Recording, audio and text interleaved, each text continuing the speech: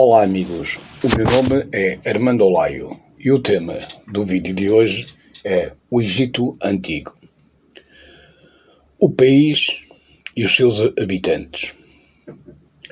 Falando no Egito, traz-nos de imediato ao pensamento o rio Nilo, as pirâmides e os faraós. Estes são elementos emblemáticos da civilização egípcia. O rio, em boa parte, explica a prosperidade e o progresso da civilização, que se fixou nas suas margens. Ou seja, o Egito Antigo era constituído basicamente pelo Nilo e pelas suas margens. Nesta civilização, a importância do rio era fundamental, mas não podemos esquecer que não é a geografia que faz a história. Quem faz são os homens, que controlam e utilizam os fatores geográficos, que tiram partido dos dons da natureza. No caso presente, souberam aproveitar as águas e a enxurrada do grande rio, o maior de África, que vem do lago Vitória e avança para o Mediterrâneo, percorrendo 6.600 km. Ao chegar ao Egito, no princípio do verão, transborda pelas margens e as suas águas vão regar os campos, onde ficam estagnadas, depositando no solo uma camada de humus. A cheia atinge o Egito ciclicamente por meados de julho, quando os campos mais precisam de água. Daí se falar no dom do Nilo. A irrigação natural seguia-se, obviamente, o trabalho do homem, que devia distribuir de forma equitativa a água do rio. Tinha de abrir canais que a levassem aos campos mais distantes, levantar diques para demarcar as propriedades e fazer represas para receberem o fluxo das águas. Foi assim que a agricultura prosperou e o Vale do Nilo, com a região do Delta, se tornou um oásis entre o deserto arábico a leste e o deserto líbio a oeste. Agora falando propriamente dos egípcios, as margens do Nilo registram presença humana desde o Paleolítico. Os egípcios dos tempos históricos não eram apenas povos autóctones, eram o resultado de uma mistura de povos que fluíram em épocas diferentes a essa região fértil, para aí se fixarem, como as tribos de beduínos vindas da Arábia e dos países vizinhos da Ásia, que se misturaram com as populações autóctones e todas elas formaram um povo com uma cultura própria, autónoma, diferente das próprias. Nas representações dos túmulos em todas as épocas, os egípcios retrataram-se de modo diferente do dos seus vizinhos, consideravam-se superiores a todos, e não era apenas o aspecto exterior que os distinguia. Tornava-os superiores à cultura, o sentido prático da vida e o gosto artístico. Há quem pretenda ver ainda na população atual características físicas dos antigos egípcios, apontando como razão principal o facto de não se terem misturado facilmente com outros povos. Insiste-se, para tanto, na situação geográfica, país limitado a norte pelo mar Mediterrâneo, a ocidente e a oriente por desertos e a sul pelas cataratas do Nilo. Mas ao falarmos de isolamento, não se deve exagerar, pois as tribos do Ocidente e do Oriente fizeram com frequência incursões, particularmente nas terras do Delta, e o mesmo sucedeu com os núbios, vizinhos a sul. Ou seja, reitera-se que o povoamento do Egito não se ficou a dever a uma raça pura. A sua evolução política podemos definir pelas divisões que se adotam na história do Egito Antigo. São convencionais, apesar de se apoiarem em critérios objetivos. A primeira funda-se no sistema usado por Manetão. Consiste em estruturar toda a história do Egito em 30 ou 31 dinastias reais, desde o primeiro rei Menés ou Narmer até Alexandre Magno, em 332 a.C. A segunda, que é seguida com mais frequência, divide a história em 3 períodos principais, designados por impérios, ou seja, 3 épocas de estabilidade política e de prosperidade, aos quais se intercalaram outros 3 períodos de decadência política, social, económica e cultural, os chamados períodos intermédios. A estas divisões juntam-se ainda o período arcaico, que precedeu o Império Antigo, e as dominações estrangeiras, intervaladas pela época saíta. Ora, comecemos então pelo período arcaico, que vai da primeira à segunda dinastia. No Egito, os inícios da história coincidiram com a documentação proveniente dos túmulos reais de Nagada e Ábidos, no Alto Egito. As inscrições aí encontradas permitem-nos identificar um rei que teria reunido o Alto Egito, ou seja, a região sul, e o Baixo Egito, a região do Delta. Esse rei teria sido Menés, identificado por alguns como Narmer.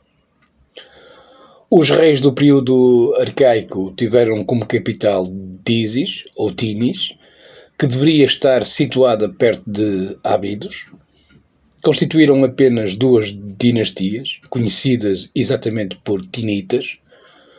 Os seus feitos permaneceram quase na obscuridade, visto que a documentação escrita da época era muito escassa. Sabemos pelo menos o seguinte: os reis das 2 dinastias tinitas tiveram que combater os inimigos núbios a sul, os líbios a oeste, e a leste os beduínos do Sinai. Em qualquer dos casos, tratou-se de conter as infiltrações destes povos vizinhos. A preocupação com a vigilância das fronteiras seria uma constante em todas as épocas do Egito. Outra constante da política dos faraós, destas e outras épocas, seria o equilíbrio no relacionamento com os nomarcas, ou seja, chefes de um nomo, uma circunscrição administrativa. Como é fácil de supor, a estabilidade política interna passava pela harmonia do poder central com os poderes locais. O desenvolvimento técnico e cultural da época tinita pode avaliar-se em vários campos. A arquitetura revelava já um elevado nível técnico. A astronomia tinha atingido tal desenvolvimento que se estabeleceu o calendário solar de 12 meses e 30 dias, aos quais sabiam de juntar, na época dos Ptolomeus, 5 dias suplementares. A administração tinha já ao seu serviço a escrita, e nas escolas sacerdotais iriam tomar forma os mitos das origens do cosmos e da humanidade. O culto dos mortos generalizou-se, bem como a prática da mumificação. Estas e outras manifestações de desenvolvimento técnico, cultural e religioso, bem características da civilização egípcia, já se verificavam no período arcaico. No entanto, sabemos muito pouco sobre este período devido à falta de testemunhos arqueológicos escritos. Mesmo assim, sabemos que foi neste período que surgiram as raízes da civilização egípcia, que iriam afirmar-se no período designado por Império Antigo. E o Império Antigo vai da 3ª à 6ª dinastia. Não se pode determinar com precisão uma linha divisória entre o período arcaico e o Império Antigo. Na realidade, é o grande progresso alcançado pela arquitetura que permite falar de uma nova dinastia, a 3ª, que marca o início do Império Antigo. O primeiro rei da 3ª dinastia terá sido Senaquete, ou Djoser, como preferem conhecidos egiptólogos. No Império Antigo deu-se a mudança do centro político de Tisis para Mênfis, nas proximidades do Cairo atual, e tal facto faz com que se designe de Menfita este período.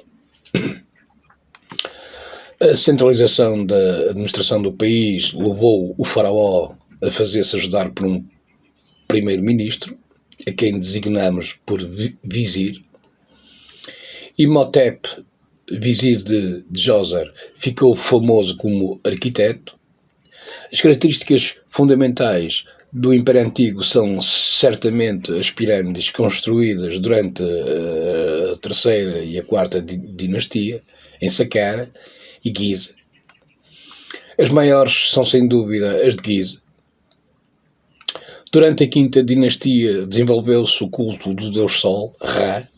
Começaram a ser construídos os templos solares a céu aberto. A atividade construtora dos faraós do Império Antigo reflete certamente a prosperidade dos seus reinados e explica como se tornou prestigiante o título de chefe dos trabalhos do rei. Essa função era desempenhada frequentemente por príncipes. Tal prosperidade, que se nota desde a terceira dinastia, resulta em grande parte do comércio externo, que se estendia ao Mediterrâneo Oriental e também ao país de Punt. Além do comércio, contribuiu também para a prosperidade a atividade militar. Djoser promoveu incursões militares na Núbia. Existem registros de incursões no Sinai, nos reinados de Quéops e Snéforo. O apogeu do Império Antigo verificou-se na quinta dinastia, época de construção dos templos do deus Ra, cujo culto exerceu forte influência no estatuto divino do faraó.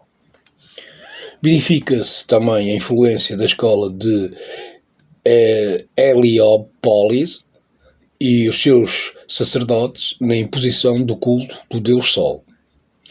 A quinta dinastia, que marcou o apogeu do Império, deu também início ao seu declínio.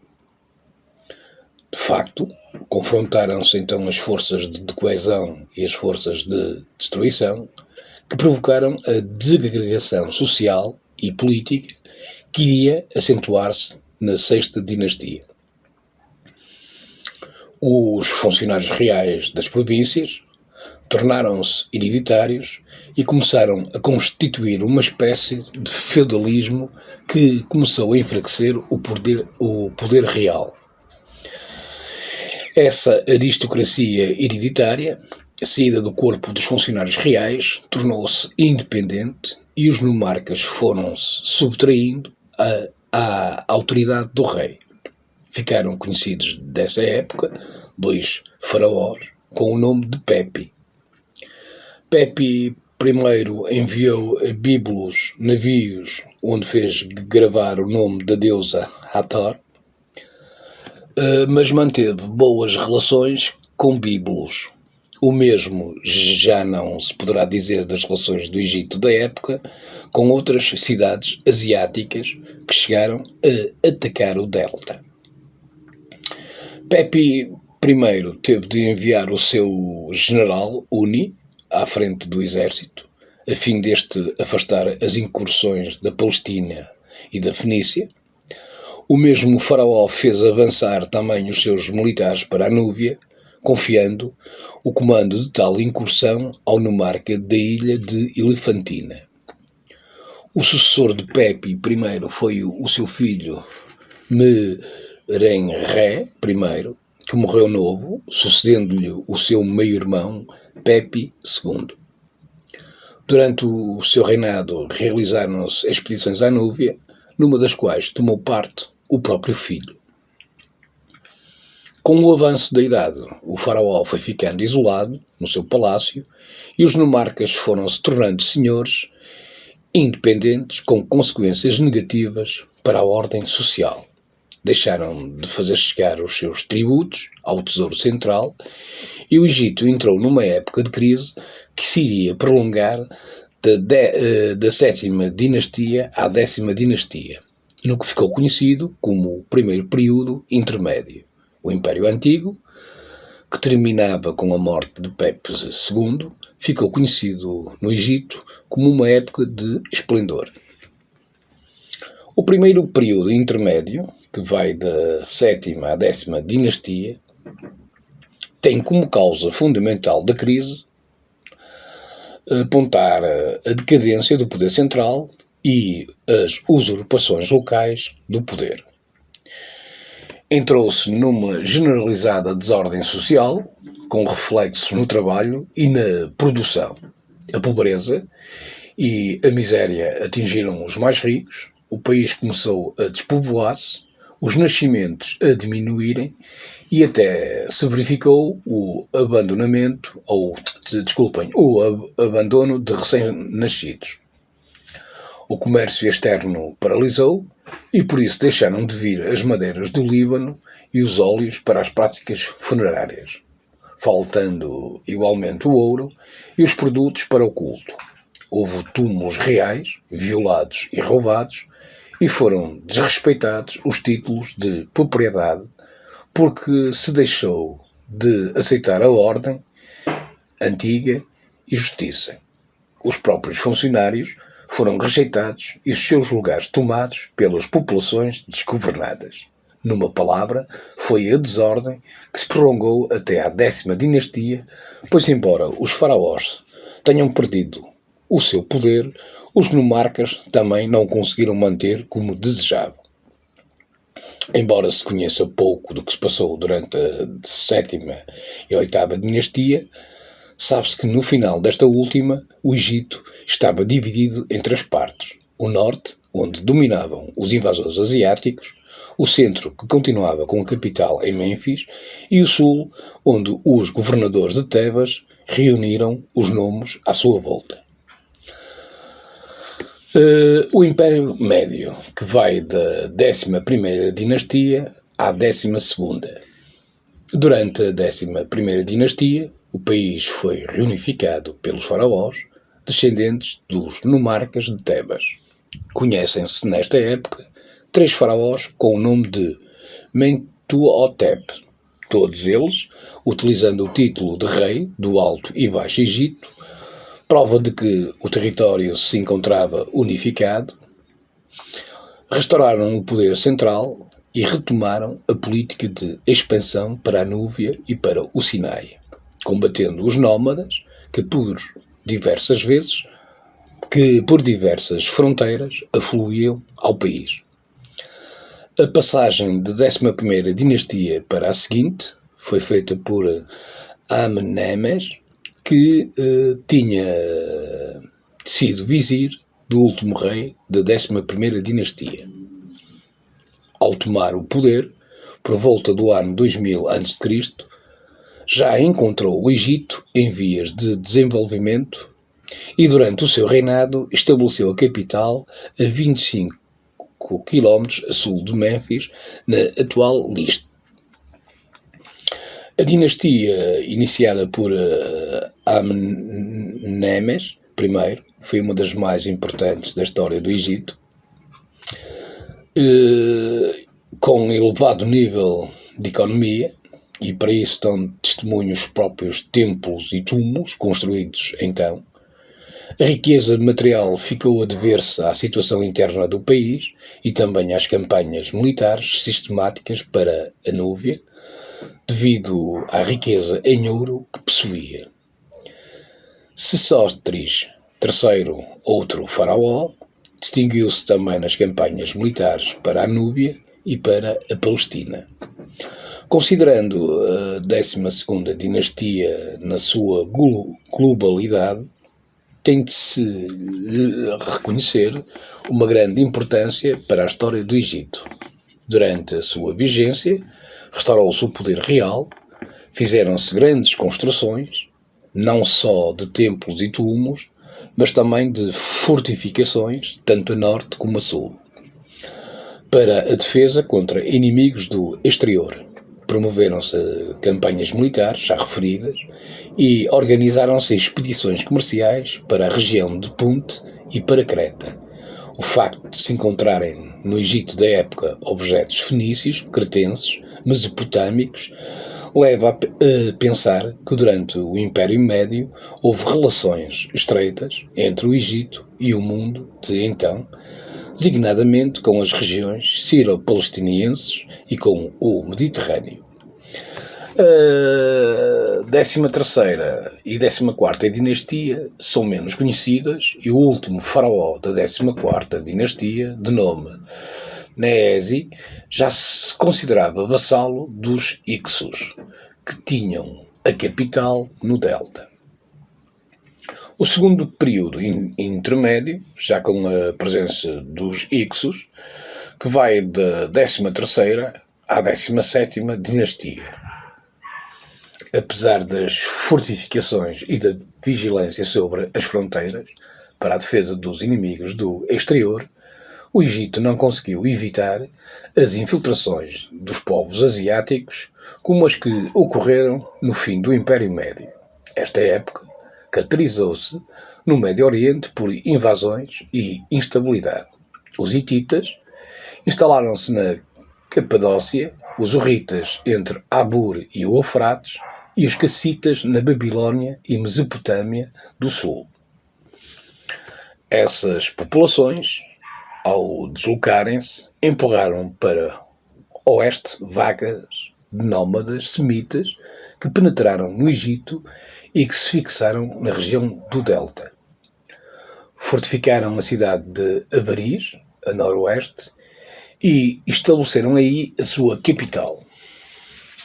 Estes semitas, que seriam mais tarde designados de Hyksos, organizaram-se politicamente e conseguiram dominar todo o Egito. A razão da sua conquista rápida deve-se provavelmente ao facto de se servirem de armamento que os egípcios desconheciam. Foram eles que muito provavelmente usaram pela primeira vez o carro de guerra, atrelado a cavalos. Não se sabe muito sobre este período da história, mas não há dúvida que os Hyksos exerceram a sua influência em todos os domínios da civilização egípcia.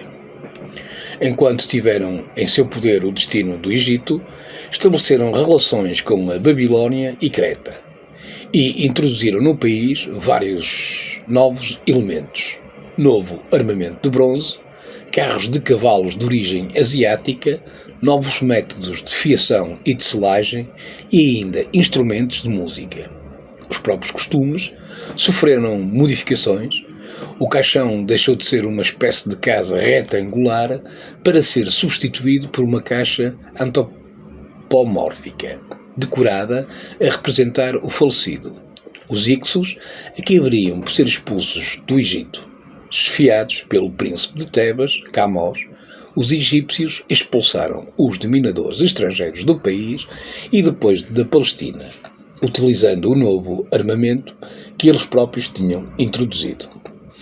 Este movimento de reconquista ocorreu durante a 17ª dinastia e Tebas tornou-se de novo a capital do novo império. Camós derrotou o exército Hykso a norte de Hermópolis e prosseguiu a luta para norte. Apoderou-se do delta e nomeadamente da cidade de Avaris, deixando o caminho aberto ao seu filho e sucessor Amoses I, para concluir a tarefa de expulsão e iniciar o novo período na história do Egito. E então temos um novo império que vai da 18ª dinastia à 20ª dinastia. Amoses I iniciou a 18ª dinastia, a primeira do Império Novo, com a qual o Egito entraria numa época de prosperidade e de maior esplendor da história do Egito faraónico. Foi Amoses quem submeteu definitivamente a Avaris e perseguiu os invasores até ao sul da Palestina. Avançou ainda até Tel el-Fará, seguindo depois para norte da Palestina e para a Fenícia. As suas campanhas militares não tiveram apenas como objetivo subjugar o norte. De facto, Ahmose I dirigiu também a sua atenção para o sul, para a Núbia, que conquistou até à segunda catarata do Nilo. Isto significa que, com o fundador da 18ª dinastia e do Império Novo, as guerras deixaram de ser apenas defensivas para se tornarem meios de conquista. Os reis desta dinastia iriam continuar as tendências imperialistas, estendendo o seu domínio militar e político até ao Sudão e Eufrates. O seu filho, Amenophis I, perseguiu a obra de conquista para sul e foi o seu sucessor. Tutmosis I, que conquistou definitivamente a Núbia, tornando-se uma província egípcia. Tutmosis subjugou também a Palestina e penetrou na Mesopotâmia. Um dos descendentes de Tutmosis I, Tutmosis III, foi proclamado rei numa idade muito tenra. Enquanto não tivesse idade para governar, os destinos do Egito ficariam a cargo de sua tia Hatshepsut, e o seu reinado foi tranquilo do ponto de vista militar e por isso o poderio egípcio decresceu na Síria e na Mesopotâmia. Teve, entretanto, importância pelas expedições comerciais para o estrangeiro, designadamente para Punt. Só após a morte da rainha é que Tutmosis III pôde assumir o poder, vindo a governar por mais de meio século. O seu reinado foi um dos mais prósperos da história do Egito, ampliou as fronteiras do país para o Oriente, de forma até aí nunca conseguida, e dirigiu campanhas militares que resultaram na reconquista da Síria e da Palestina, e apoderamento da Fenícia. Tutmosis III não se contentou apenas em se subjugar pelas armas, tentou egipcianizar as terras conquistadas, ou seja, levando para o Egito os filhos de chefes políticos vencidos e os príncipes desses territórios para aprenderem a língua e os costumes egípcios. Só depois, então, regressariam às suas terras de origem, onde atuariam como agentes difusores da cultura do Egito. No entanto, esta política não obteve o êxito que ele esperava e já no fim da vida associou ao trono o seu filho mais velho, Amenófis II, que viria a ter um reinado pacífico. Tal iria acontecer com o seu sucessor Tutmosis IV, mas o mesmo já não se pode dizer do reinado do filho deste, Amenófis III. Teve de enfrentar os hititas, que instigavam na Síria uma coligação anti-egípcia. O sucessor de Amenófis III foi o seu filho Amenófis IV, que ficaria famoso na história pela reforma religiosa que empreendeu. Quis impor o culto único a Atão, o disco solar, e foi com esse objetivo que mandou eliminar o nome de Amon de todas as inscrições monumentais. Nesta reforma religiosa, que se poderá classificar de verdadeira revolução, pela rapidez e métodos com que foi levada a cabo, desempenhou um papel importante a esposa de Amenófis IV, Nefertiti. Para se afastar do clero de Amon, instalou o seu governo em Tel El Amarna, no Médio Egito. Esta política interna e externa não teve atuação digna de registro, pois os problemas religiosos levaram-no a descurar a administração do país. Com a morte do rei, o clero de Amon recuperou o seu poder e assim a reforma religiosa de Amenófis IV, que tinha mudado o nome para Akenatão, ou seja, o que era Aton, ficava condenada ao insucesso. A sucessão deste rei também não foi fácil. Já no fim da vida associou ao poder o marido da filha mais velha, mas este veio a falecer quase ao mesmo tempo que ele. Por tal razão, ascenderia ao trono o marido da segunda filha, Tutankhaton. Ficou na corte de Amarna, com a sogra Nefertiti, até se transferir 3 anos depois para Tebas. Foi então que alterou o seu nome para Tutankhamon. Esta mudança de nome significava, obviamente, uma alteração na atitude religiosa. Já não adorava Aton, mas sim Amon. Morreu jovem e ficou célebre pelos tesouros encontrados no seu túmulo.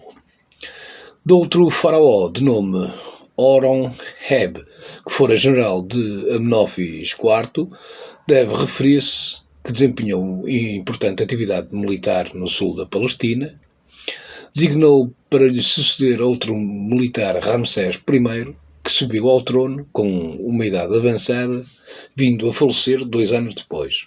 Entretanto, antes de a morte chegar, associou ao trono o filho que lhe sucedeu, Seti I, faraó, que recomeçou as campanhas militares no Oriente.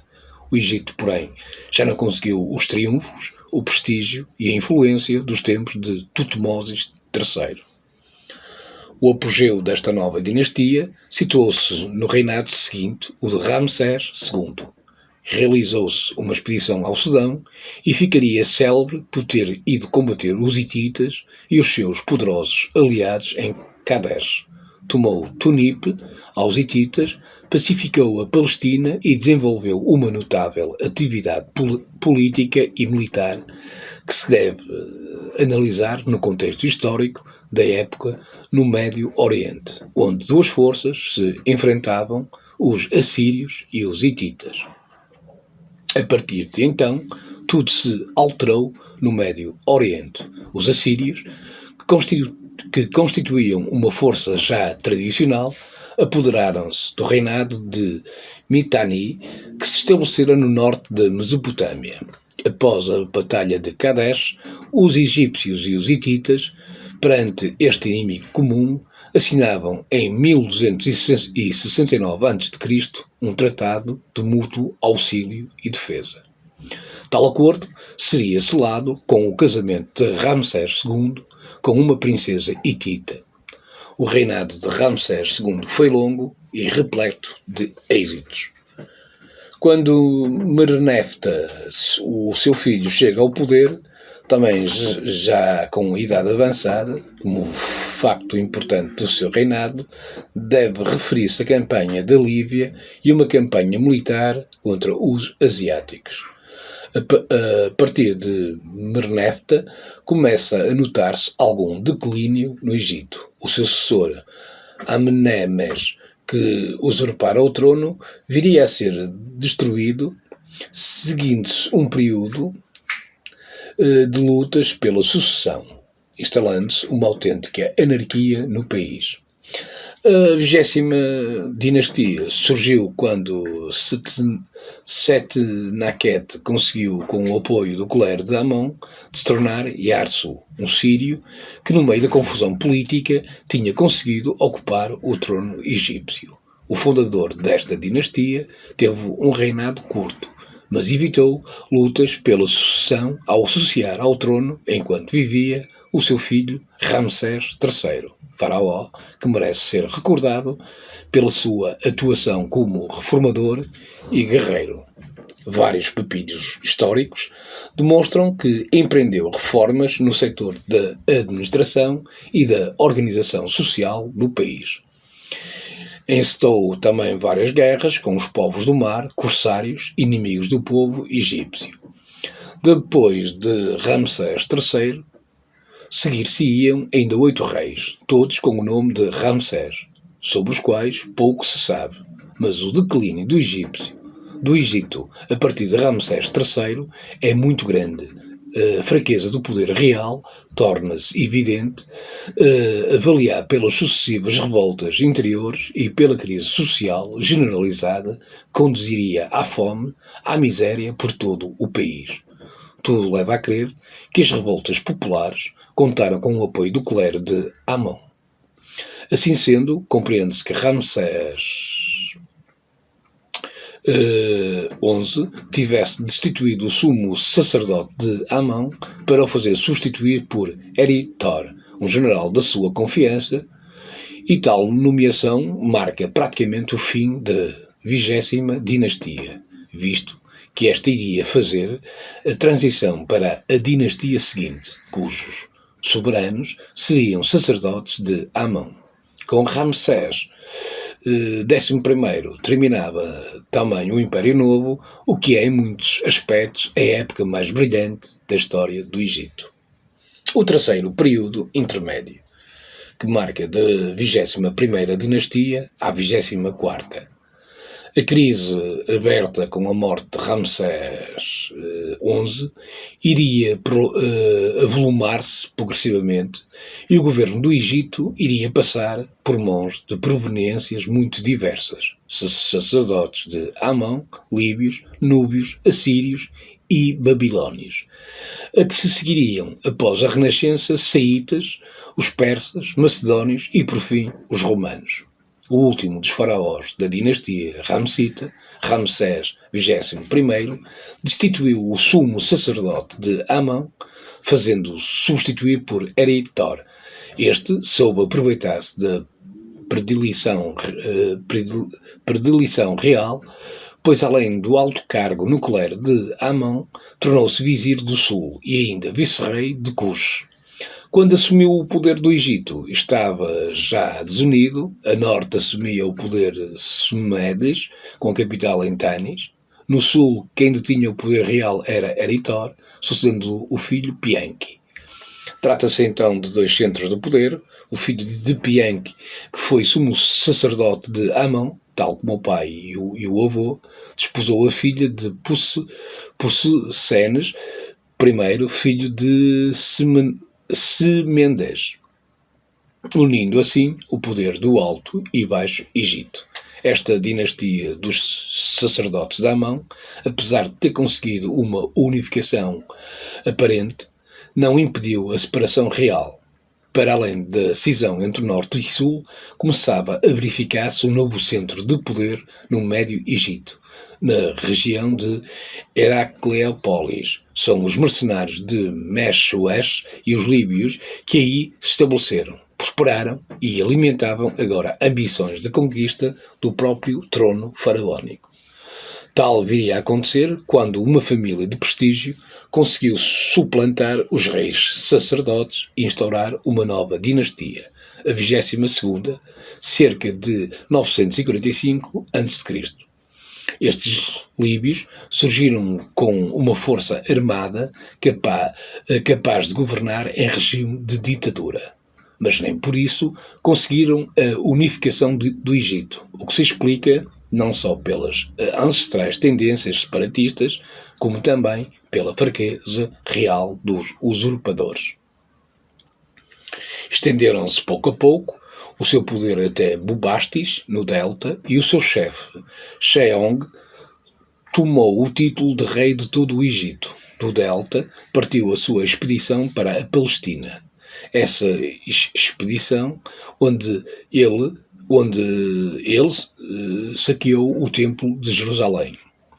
A 23ª e a 24ª dinastia continuaram na mão dos líbios, mas os seus reis, tal como os últimos da 22ª, estavam longe de conseguir a união do Egito e o seu antigo prestígio. O Egito de então estava desunido e já não se tratava apenas da tradicional cisão norte-sul. A fragmentação do poder real era tal que se contavam dinastias paralelas. Por volta de 745 surgiu uma dinastia núbia. A época baixa, que vai da 25ª à 31ª dinastia. A 25ª dinastia estabeleceu a ordem no Egito. O rei Pianki conquistou o sul e avançou até ao delta, que conseguiu dominar. Entretanto, os soberanos neo-sírios dilatavam as suas fronteiras a todo o Médio Oriente e dirigiam as suas tendências imperialistas para o Egito. Assaradão, em 671, avançou para o Egito, que não teve forças para lhe resistir. Os egípcios, governados por núbios, já não tiveram forças para se opor e reconheceram a suzerania assíria, embora posteriormente os chefes locais se sublevassem contra os invasores da Assíria. Tratou-se apenas de lutas momentâneas entre o Egito e a Assíria. Em 666, o filho de Assaradão, Assurbanipal, atacou de novo o Egito e levou os revoltosos deportados para Nínive. Nestas guerras com os assírios, o Egito recorreu novamente ao serviço dos mercenários que chegavam do Mediterrâneo. Esta política de dependência do Mediterrâneo era bem a expressão da fraqueza que então experimentava o Egito. Por um lado, o exército de mercenários estrangeiros defendia o Egito do Império Neo-Assírio e em seguida do Neo-Babilónico, mas por outro lado, esse mesmo exército estrangeiro manteria submissos os senhores poderosos que ainda estavam ligados ao faraó. O período saíta consiste da 26ª dinastia, deve-se a Psemético I, o príncipe de Sais, no Delta. A inauguração da 26ª dinastia teve por capital Sais e constituiu o último período de glória do Egito independente. Esse príncipe conseguiu, com o auxílio dos mercenários jónios e dos cários, expulsar os assírios, perseguiu-os até à Palestina. Unificou o Egito, eliminando os pequenos reis do Delta, expulsou os núbios da região sul, e a reunificação do Egito e a restauração do poder real, conseguida por Psemético I, foram as condições básicas para encetar uma verdadeira renascença cultural e artística. Chamamos-lhe Renascença por se tratar de um ressurgir da antiga cultura egípcia, com o regresso às origens, na teologia, nas práticas religiosas e em diversas áreas intelectuais. É ao Império Antigo que vão procurar os modelos e as fontes de inspiração nas letras e nas artes. O Egito, nesta época, abre-se mais do que nunca para o exterior, aumentam as relações com os gregos e Psemético estabelece também relações com Giges da Lídia a fim de combater a Síria. Após ter sido inimigo desta potência, aliou-se-lhe para combater a Babilónia. Esta época de prosperidade e prestígio do Egito iria continuar no reinado do seu filho e sucessor Necau II. A este deve-se a reabertura do canal do Mar Vermelho ao Mediterrâneo e a realização de um périplo à África com marinheiros fenícios. No campo militar ficou conhecido pela incursão na Ásia, vencendo o rei de Judá. Após ter submetido a Palestina e a Síria, avançou até ao Eufrates. Nesta altura, porém, já a Síria tinha perdido a autonomia por ter sido submetida pela Babilónia. E o exército de Necau chegou mesmo a combater as tropas de Nabucodonosor II em Carquemis, mas foi derrotado. Tendo regressado ao Egito, já não teve forças para expulsar os gregos, radicados cada vez mais no seu país. Necau teve de conceder aos mercenários a região de Dafne, perto de Mênfis, para aí se estabelecerem, destinando também Naucratis aos mercadores, ficando como uma colónia grega. Época persa, que vai da 27ª à 31ª dinastia. O Egito, no percurso da sua história, estava agora mais do que nunca condicionado às potências vizinhas. Ultrapassado o perigo babilónico, não conseguiu escapar às cobiças dos persas, que entrariam no Egito em 525 a.C. O soberano persa Cambises derrotou os egípcios em Pelusa. Apesar da derrota destes, manteve no trono Psemético III, que acabaria por se revoltar, pouco depois suicidou-se. Com ele terminava a 26ª dinastia e o poder passaria totalmente para os persas. De Cambises a Dário II, Os faraós do Egito eram os imperadores da Pérsia. A independência do Egito estava perdida para não ser mais recuperada nas 3 dinastias seguintes. O período persa não foi fácil, tanto para o povo dominador como para aqueles que lhes estavam subjugados. As frequentes revoltas locais eram a prova da desadaptação dos egípcios à política persa. Não admira por isso que o macedónio Alexandre Magno, depois de ter derrotado Dário III, fosse chamado ao Egito, onde iria ser recebido como libertador. Depois temos o Egito na fase romana. Alexandre Magno morre em 323 a.C., sucede-lhe o seu filho. No entanto, o Império seria dividido em pouco tempo pelos generais de Magno, e isto em 305 depois antes de Cristo. Um desses generais, Ptolomeu, toma o título de rei do Egito, inicia a dinastia ptolomaica. Dado que a maioria dos seus governantes adotaram o nome do fundador dessa dinastia, esta estender-se-ia até 30 a.C., ano em que Roma, sob a égide de Otávio, toma o Egito. Por hoje é tudo. Espero que tenham gostado deste vídeo. Se assim for, deixem um gosto, partilhem-no com os vossos amigos e não se esqueçam de subscrever o canal. Um forte abraço, até ao próximo vídeo sobre e sempre a história do mundo. Um abraço.